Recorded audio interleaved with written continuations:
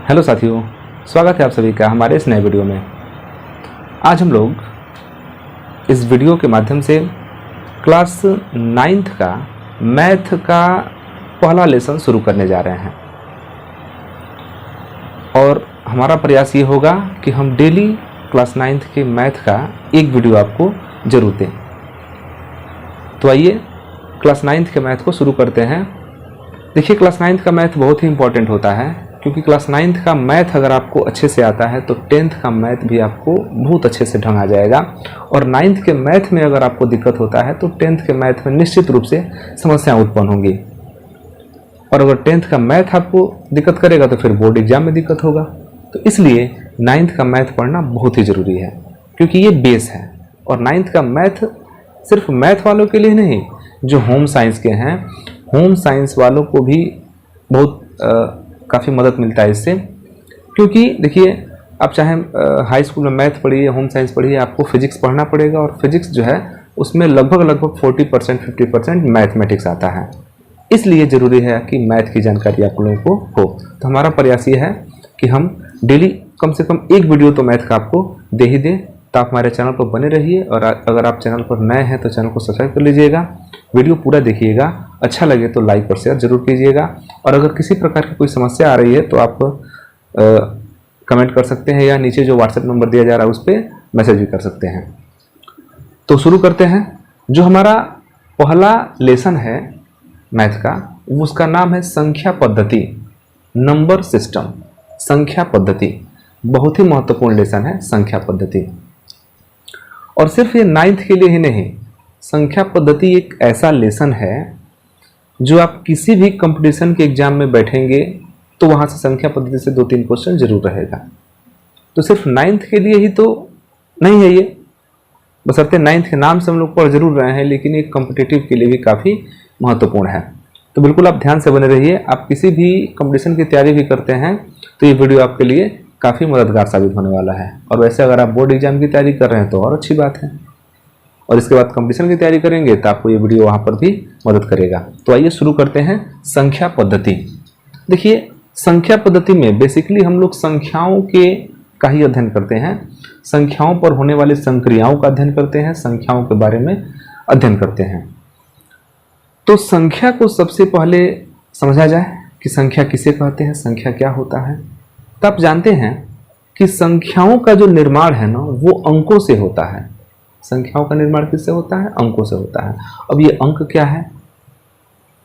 तो देखिए, पूरे गणित विभाग में, पूरे गणित के क्षेत्र में 10 अंकों का निर्माण किया गया है, 10 अंक बनाए गए हैं। जो अंक है वो क्या है? 10 है। तो हम यहाँ पर बहुत ही जीरो से शुरू कर रहे हैं। और हमारा मानना यह है कि अगर आप 7 और 8 में मैथ नहीं भी पढ़े होंगे तो फिर आपको यहाँ से कोई परेशानी नहीं होगी, और आप आराम से जो है 7, 8 आपका बेकार भी चला गया होगा। तो आप इस वीडियो को देखेंगे तो आपको 7, 8 में जो मैथ आपने नहीं पढ़ा है उसकी कोई विशेष समस्या उपलब्ध नहीं होगी। हम प्रयास करें कि पूरा का पूरा समस्या का समाधान आपका कर दें। तो शुरू करते हैं अंक। तो अंक क्या है? तो देखिए, अंक एक तरह का संकेत है। अंक क्या है? एक संकेत है। जैसे मान लीजिए हम कहें कि ये कितना मार्कर है, तो आप कहेंगे 1 मार्कर है। हम कहें कि कितना मार्कर है? 1 मार्कर है। हम कहें कि चश्मा में कितने शीशे लगे हुए हैं, तो कहेंगे चश्मा में 2 शीशे लगे हुए हैं। ठीक है। चश्मा में ये हैंडल कितना लगा हुआ है, तो 2 लगा हुआ है। तो हमको जब गिनती करने की आवश्यकता होती है, गिनती करने की आवश्यकता, तो गिन तो लेते हैं, लेकिन जब उसको लिखते हैं तो लिखने के लिए हमको कुछ संकेतों की आवश्यकता पड़ती है। जैसे इंग्लिश में है ABCD, क्या है? ये संकेत है। उसी तरह मैथमेटिक्स में संख्याओं को लिखने के लिए अंकों का निर्माण किया गया। और अंक क्या है? तो अंक एक प्रकार का संकेत है। जैसे हम 1 मार्कर अगर ये है तो 1 मार्कर को लिखेंगे कैसे? तो 1 मार्कर को हम कहेंगे ये 1 का संकेत है। अगर ऐसे लिखा हुआ तो इसको क्या समझेंगे? 1 समझेंगे। ये 1 का संकेत है। अगर हम कहें हमारे हाथ में कितनी अंगुलियां हैं, तो 1, 2, 3, 4, 5 अंगुलियां हैं। लेकिन 5 को लिखेंगे कैसे? तो 5 को लिखने का संकेत ये है। इधर से मान लीजिए 5 को लिखने का संकेत क्या है? ये है। समझ रहा है? तो वास्तव में जो अंक है वो क्या है? एक प्रकार के संकेत हैं। हम इन संकेतों के द्वारा गिनती की संख्याओं को लिखते हैं तो अंक कितने होते हैं? तो शून्य। शून्य, शून्य का मतलब कुछ भी नहीं। हम कहें कि यहाँ पर इस चश्मे में कितना काला शीशा है, ध्यान दीजिएगा, चश्मे में कितना काला शीशा है, तो काला शीशा देख भी नहीं है, नहीं है मतलब क्या? शून्य है। तो इस संकेत का मतलब होता है शून्य, कुछ भी नहीं। ठीक है, 1 का मतलब सिर्फ एक है। ये किसका संकेत है? तो 1 का संकेत है। अगर हम ऐसे कहें कि ये किसका संकेत है? ये 2 का संकेत है। ये किसका संकेत है? 3 का। ये किसका संकेत है? 4 का। ये किसका संकेत है? 5 का। फिर ये 6, फिर 7, 8, 9। यही हमारे 10 संकेत हैं जिनको हम क्या बोलते हैं? अंक बोलते हैं। और जितनी भी संख्याएं बनती हैं वो इन्हीं अंकों को आगे पीछे करके बनाई जाती हैं। जैसा कि आप जानते हैं कि इंग्लिश में कुछ भी लिख दीजिए, इंग्लिश में कुछ भी लिखिए, ए से जेड तक के ही अल्फ़ाबेट उसमें प्रयोग होंगे। आप बॉय लिखते हैं BOY, तो इंग्लिश का ही तो अल्फ़ाबेट है BOY। ठीक है, कुछ भी लिख दीजिए BOOK, बुक। तो ये जो ए से लेकर के और जेड तक के अल्फ़ाबेट है उन्हीं में से कोई ना कोई इसमें आता है। ऐसा नहीं है कि ए के पहले और जे के बाद भी कुछ होता है, ऐसा कुछ होता नहीं है। तो इन्हीं जो 26 लेटर हैं या जो भी लेटर्स हैं, इनको मिला करके ही बहुत सारे शब्द बनाए जाते हैं। ठीक उसी प्रकार मैथ में क्या होता है कि ये जो आपके पास 10 अंक हैं, ध्यान दीजिएगा 10 अंक है, 0 से लेकर कहाँ तक? 9 तक। ये जो 10 अंक हैं इन्हीं 10 अंकों से मिला करके संख्याएं बनाई जाती हैं। तो अगर कोई पूछे कि संख्या क्या है भाई, तो संख्या के लिए आप कहेंगे कि संख्या का निर्माण किससे होता है? अंकों से होता है। संख्या का निर्माण किससे होता है? अंकों से होता है। संख्या का निर्माण अंकों से होता है। जब हम 2 या 2 से अधिक अंकों को एक पास उनके क्रम के अनुसार या ऐसे बिना क्रम के व्यवस्थित करते हैं, इकाई स्थान पर, दहाई स्थान पर, सैकड़ा स्थान पर, तो वहाँ पर कुछ ना कुछ संख्याएं बन जाती है। तो संख्या का निर्माण किससे होता है? अंकों से होता है। जैसे 34 हो गया, 450 हो गया, 1000 हो गया, 500 हो गया। तो ये सब क्या है? संख्याएं हैं। अब ये संख्या किससे मिलकर बनी है? तो ये इन्हीं अंकों से मिलकर बनी है। आप कोई भी संख्या लिखिए, उसमें ये अंक जरूर होंगे, इन्हीं में से कोई ना कोई अंक होगा। तो आप समझ गए कि अंक क्या है? तो अंक बेसिकली क्या है? एक तरह का संकेत है। और इन्हीं संकेतों को मिलाकर के हम क्या बनाते हैं? संख्याएं बनाते हैं। आप कोई भी अंक लिख दीजिए, इन्हीं में से कोई ना कोई 10 होगा। ठीक है, तो आप संख्या समझ गए कि संख्या क्या हुआ। अब अगर हम संख्याओं के प्रकार को समझें कि संख्याएं कितने प्रकार की होती हैं, तो जो सबसे पहला संख्या होता है वो होता है प्राकृतिक संख्या। क्या होता है? प्राकृतिक संख्या। प्राकृतिक संख्या, नेचुरल नंबर। प्राकृतिक संख्या किसे कहेंगे? तो देखिए, गिनती की जो संख्या होती है 1 2 3 4 5 6 7 8 9, 1 से लेके अनंत तक की संख्याओं को हम प्राकृतिक संख्या कहते हैं। 1 से लेके अनंत तक की संख्याओं को क्या बोलते हैं? प्राकृतिक संख्या बोलते हैं। ठीक है, प्राकृतिक संख्या में कहाँ से शुरू होता है? 1 से शुरू होता है। 1 से लेकर प्राकृतिक संख्याओं को हम 1 से लेकर अनंत तक की संख्याओं को प्राकृतिक संख्या बोलते हैं। जो दूसरा है वो है सम संख्या। सम संख्या नहीं, पूर्णांक लिख लीजिए, कोई दिक्कत नहीं है, या पूर्ण संख्या लिख लीजिए। पूर्ण संख्या, पूर्ण संख्या कहाँ शुरू होता है? 0 1 2 3 4 कहाँ तक? इनफाइनाइट तक। तो 0 से लेकर अनंत तक की संख्याओं को पूर्ण संख्या कहते हैं। 0 से लेकर अनंत तक की संख्याओं को पूर्ण संख्या कहते हैं। इसके बाद तीसरा जो होता है वो होता है सम संख्या। सम संख्या, अब सम संख्या किसे कहेंगे? तो वे संख्याएं जो 2 से विभाजित हो जाती हैं, 2 से जो कट जाती हैं, उनको हम सम संख्या बोलते हैं। वे संख्याएं जो 2 से कट जाती हैं, जैसे 2 हो गया, 4 हो गया, 6 हो गया, 8 हो गया, 10 हो गया, बहुत सारा होगा, इनफाइनाइट तक, इनको हम क्या बोलेंगे? सम संख्या बोलेंगे। नेक्स्ट जो है वो है विषम संख्या। विषम संख्या, विषम संख्या का मतलब कि वे संख्याएं जो 2 से विभाजित नहीं होती हैं, वे संख्याएं जो 2 से विभाजित नहीं होती हैं, जैसे 1 हो गया, 3 हो गया, 5 हो गया, 7 हो गया, 9, ऐसे बहुत सारी संख्याएं होंगी। जो 2 से विभाजित नहीं होंगी तो उनको हम बोलेंगे कि वो विषम संख्याएं हैं। इसके बाद आता है, हम कह सकते हैं भिन्न। भिन्न भिन्न को ही हम एक भाषा में दशमलव भी बोलते हैं। ठीक है, भिन्न को ही हम दशमलव कह सकते हैं। तो भिन्न क्या है? देखिए, p बटा क्यू अंश बटा हर के रूप में लिखी गई संख्या को भिन्न बोलते हैं। अंश बटा हर के रूप में लिखी गई संख्या को भिन्न बोलते हैं। जैसे एक रोटी है और उस रोटी को 4 भाग में डिवाइड कर दिया गया तो एक आदमी को कितना हिस्सा मिलेगा? तो 1/4।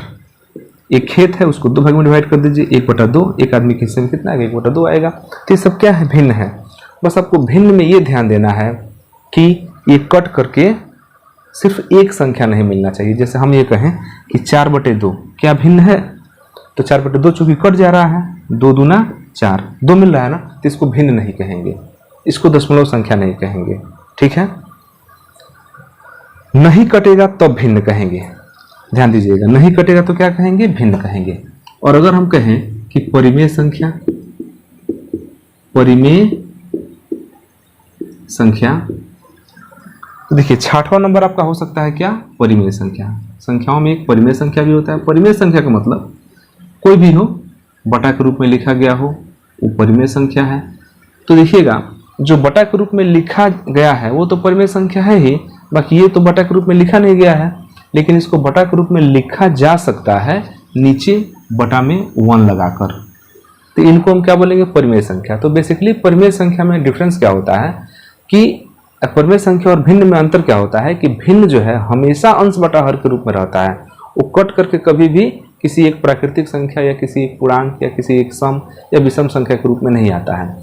जबकि परिमेय संख्या जो है, परिमेय संख्या वो प्राकृतिक संख्या भी हो सकता है, पूर्ण संख्या भी हो सकता है, सम संख्या भी हो सकता है और विषम संख्या भी हो सकता है।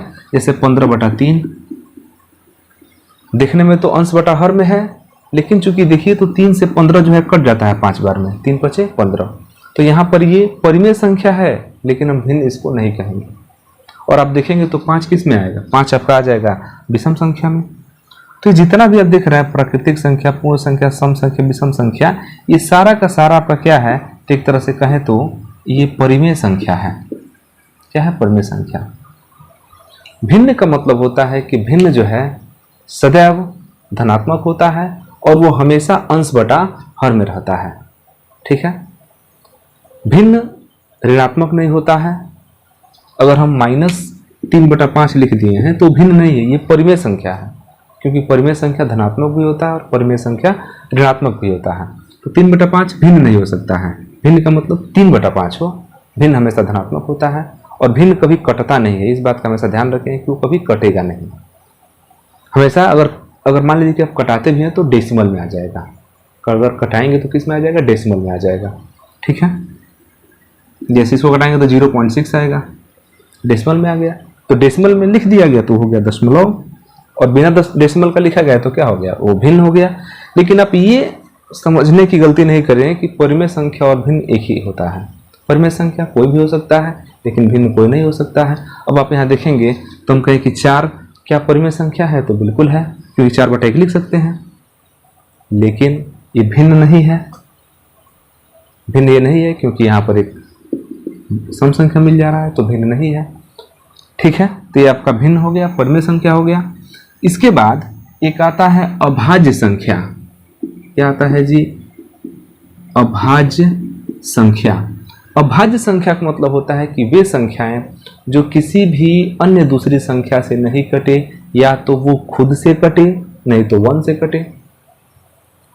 ऐसी संख्याएं जो सिर्फ 1 से विभाजित हो या खुद से स्वयं से विभाजित हो, ऐसी संख्याओं को हम बोलते हैं अभाज्य संख्याएं। ठीक है, जैसे 1 हो गया, 2 हो गया, 3 हो गया, 5 हो गया, 7 हो गया, 11 हो गया, 13 हो गया, 17 हो गया, 19 हो गया। तमाम संख्याएं हैं, ये किसी अन्य संख्या से नहीं कटती है, ये किसी के पहाड़ा में नहीं आता है, ये खुद के पहाड़ा में ही आता है। तो इनको हम बोलेंगे कि कौन सी संख्या है? अभाज्य संख्याएं हैं। ठीक है, इसके बाद आता है अपरिमेय संख्याएं। ध्यान दीजिएगा, अपरिमेय संख्याएं। अपरिमेय संख्या का मतलब कि वे संख्याएं जिसको हम p/q के रूप में नहीं लिख सकते हैं तो उनको हम बोलते हैं अपरिमेय संख्याएं, जैसे √3 हो गया, √5 हो गया, √2 हो गया, ये सब क्या है अपरिमेय संख्या है। लेकिन ध्यान देना √4 नहीं हो सकता है, क्योंकि √4 का जो वर्गमूल निकलता है वो +-2 निकल जाता है, तो √4 को हम नहीं कह सकते हैं कि ये अपरिमेय संख्या है। लेकिन जो संख्याएं अधिकांशतः रूट में रहती हैं और रूट से वे संख्याएं बाहर नहीं निकल पाती हैं तो उनको हम बोल देते हैं कि अपरिमेय संख्या हैं। इनको p/q के रूप में नहीं लिख सकते हैं। एक चीज़ और ध्यान देना कि परिमेय संख्या p/q के रूप में तो होता है, p/q के रूप में तो होता है, लेकिन नीचे वाला q कभी भी 0 नहीं होता है। ठीक है, q कभी भी 0 नहीं होता है। और भिन्न में भी ऐसा होता है कि नीचे जो है बटा के नीचे जो हर होता है वो कभी 0 नहीं होता है। ठीक है, इसके अलावा भाज्य संख्याएं होती हैं। भाज्य संख्या का मतलब कि वे संख्याएं जो कम से कम 3 अलग अलग संख्याओं से विभाजित होती हैं। एक तो खुद वो संख्या रहेगा, एक 1 रहेगा, तो 2 तो यही हो गया, और एक तीसरा कोई संख्या रहेगा उससे विभाजित हो जाएगा, तो उसको हम बोलेंगे कि वो भाज्य संख्या है। ठीक है, जैसे मान लीजिए जैसे आप 6 ले लीजिए, तो 6 1 से कटेगा और 6 से तो कटेगा ही कटेगा, ये 2 से तो कट जाएगा, लेकिन इसके अलावा किसी अन्य संख्या से कट जाता है तो बिल्कुल 2 से कट जाएगा, 3 से कट जाएगा, तो 6 को हम क्या बोलेंगे, भाज्य बोलेंगे। तो भाज्य संख्याओं में सम संख्याएं भी आती हैं और विषम संख्याएं भी आती हैं। भाज्य संख्याओं में सम संख्याएं भी आती है और विषम संख्याएं भी आती हैं। ठीक है, जैसे मान लीजिए आप 9 ले लिए, तो 9 1 से कटेगा, 9 से कटेगा, लेकिन बीच में 3 से भी कट जाता है, तो हम कह सकते हैं कि जो 9 है वो क्या है, भाज्य संख्या है। भले ये विषम संख्या है लेकिन ये भाज्य संख्या है। ठीक है, अब अगर हम इन पूरी संख्याओं को एक शब्द में कहें, पूरी संख्याओं को एक शब्द में, तो इनको हम वास्तविक संख्याएं बोलते हैं। सम, विषम, अभाज्य, परिमेय, भिन्न, दशमलव, पूर्णांक। हाँ, यहाँ पर पूर्णांक नहीं लिखे हैं, पूर्णांक संख्याएं भी होती हैं। पूर्णांक का मतलब होता है जो दशमलव में ना हो। पूरे अंक को हम पूर्णांक बोलते हैं। पूरी संख्या 0 1 2 3 4 5 इनफाइनाइट तक, -1 -2 -3 -4 -5 इनफाइनाइट तक, मतलब पूरी संख्याओं को क्या बोलते हैं, पूर्णांक बोलते हैं। जैसे 5.2 पूर्णांक नहीं है क्योंकि इसमें डेसिमल आ गया, 3.45 पूर्णांक नहीं है क्योंकि इसमें डेसिमल आ गया। तो पूर्णांक मतलब होता है पूर्ण संख्याएं। पूर्णांक मतलब पूर्ण संख्याएं। अब पूर्ण संख्या धनात्मक भी होती है, पूर्ण संख्या ऋणात्मक भी होता है, पूर्ण संख्या धनात्मक भी होता है, पूर्ण संख्या ऋणात्मक भी होता है। तो ये सभी तरह की संख्याएं हैं। अगर हम ओवरऑल इन सभी संख्याओं के बारे में बात करें कि इन सबको एक में मिला के क्या कर सकते हैं, तो इसको सबको मिला के एक में कहेंगे वास्तविक संख्याएं। तो मूल रूप से जो संख्याएं हैं ये 2 प्रकार की होती हैं, एक वास्तविक संख्या और एक काल्पनिक संख्या। तो ये वास्तविक संख्याएं हैं, जितना भी आप देख रहे हैं ये सारा का सारा क्या है, वास्तविक संख्याएं हैं। और काल्पनिक संख्याओं का मतलब क्या होता है, काल्पनिक संख्याएं वो होती हैं जिनको हम नंबर लाइन पे संख्या रेखा पर प्रदर्शित नहीं कर सकते हैं। बाकी यहाँ पर जितनी भी संख्याएं आप देख रहे हैं इन सबको हम संख्या रेखा पर प्रदर्शित कर सकते हैं। वैसे काल्पनिक रेखाओं के बारे में क्लास 11th के मैथमेटिक्स में है, तो हम जब क्लास 11th का मैथमेटिक्स बताएंगे तो या जब आप क्लास 11th तक जाएंगे तो वहाँ आपको पूरा डिटेल्स में मिलेगा। वैसे हमने क्लास 11th के मैथमेटिक्स में इस चीज़ को पढ़ा कर रखा है। ठीक है, तो ये जितनी भी संख्याएं हैं ये वास्तविक संख्याएं हैं, और बाकी इनसे हट के अगर कोई संख्या आती है तो उसको हम बोलेंगे काल्पनिक संख्या। तो इस वीडियो में हम लोगों ने संख्याओं और अंकों के बारे में समझा। अगले वीडियो में हम जो है पहले प्रश्नावली को सॉल्व करेंगे। तो फिर मिलते हैं अगले वीडियो में, तब तक के लिए धन्यवाद। जय हिंद।